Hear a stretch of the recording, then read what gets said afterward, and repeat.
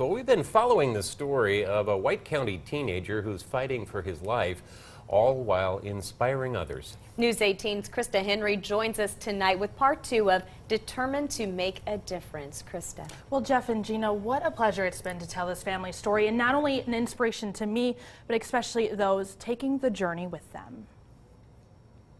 For the past 6 months, 15-year-old Wesley Corbin and his family have been on the road to recovery after the Tri-County freshman was faced with a detour when he was diagnosed with leukemia on August 10, 2012. It's required sacrifice.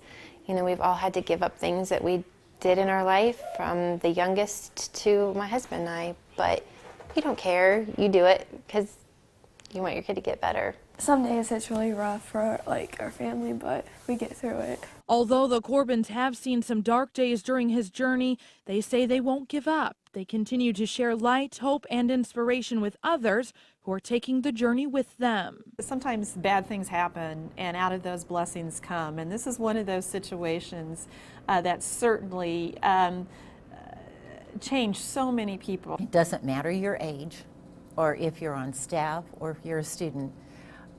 He has changed us. He has inspired us to be better.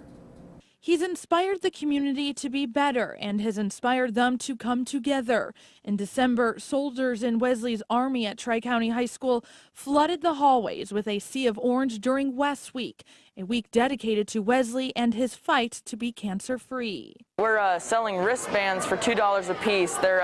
All the proceeds go to Wesley. After West Week, we received phone calls from people in the Indianapolis area because they had heard about it. Radio stations were picking up on it throughout the state, and we received donations. They would call or email to say, how can we send a donation? And these are people that don't even know who Wes is. Random people from our community were wanting to donate, and there would be $100 checks and $100 bills, and that's far-reaching. Nearly $18,000 later, West Week came to an end, but the love and support from the community kept going. Complete strangers were shaving their heads. Students at other area schools were turning class projects into fundraisers for Wesley, and the teen says he believes the abundance of love has started to heal him.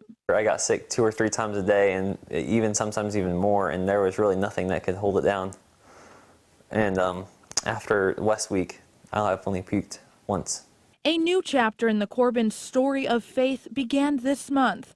All 3 of Wesley's siblings were tested to be donors for his bone marrow transplant scheduled for sometime in March. With only a 1.5% chance that all 3 would be matches, prayers were answered, and all 3 of them can give him the gift of a second chance at life. It's one thing to say you have faith.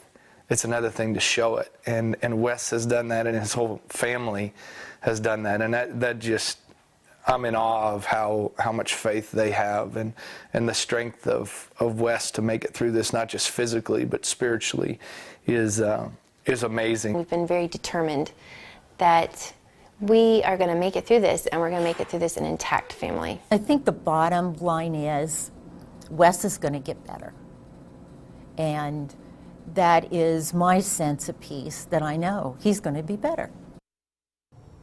Amazing family, amazing Absolutely. child. With everything going on, is school life a challenge? You know, it's not. He has been such a trooper. He's actually managed to still get straight A's this school year. He's been working on school assignments from home when he feels healthy. Right now, he's receiving intense chemotherapy at Riley before he undergoes his bone marrow transplant next month. So the best of luck to him, his family, and all of them taking the journey with them. Krista Henry, News 18.